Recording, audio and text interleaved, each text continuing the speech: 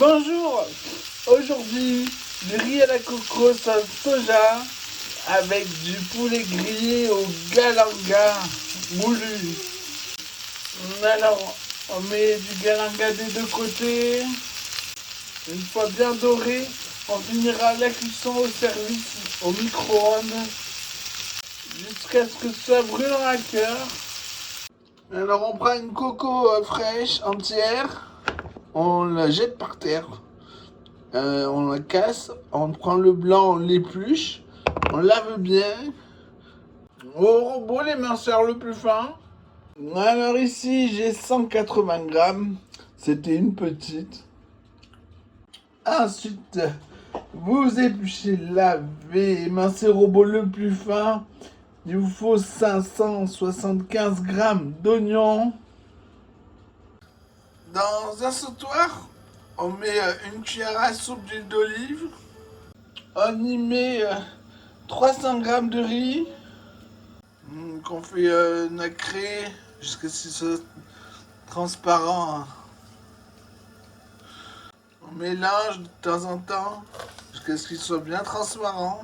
Vous voyez. On y met les oignons. On mélange bien. Quand les oignons sont transparents en flasque, on peut mettre de l'eau à hauteur. Alors il faut qu'il n'y ait plus de liquide. À la fin de la cuisson du riz, en début de cuisson, on va mettre du piment doux moulu. Puis on y met 2,5 cuillères à café bombées de piment doux moulu. Alors, du piment, pourquoi? Pour simplifier la recette, qu'on puisse mettre la coco avec le riz et l'assaisonner. Sinon, on ajoute la coco au moment de servir. Au ciseau, on va couper en petits bouts les grosses lamelles. Là, ça. Puis, quand le riz est cuit, on le met dans un saladier avec la coco. On sale, on poivre, on mélange, on goûte, on recommence si nécessaire.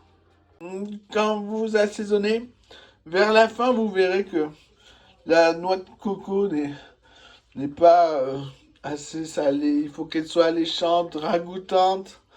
Mettre du sel jusqu'à ce que ce soit succulent. Le goût de coco. Ensuite, on met dans un baquet d'eau froide, un quart d'heure, puis au frigo. On sert avec le riz chaud et de la sauce soja dans l'assiette. Bon appétit!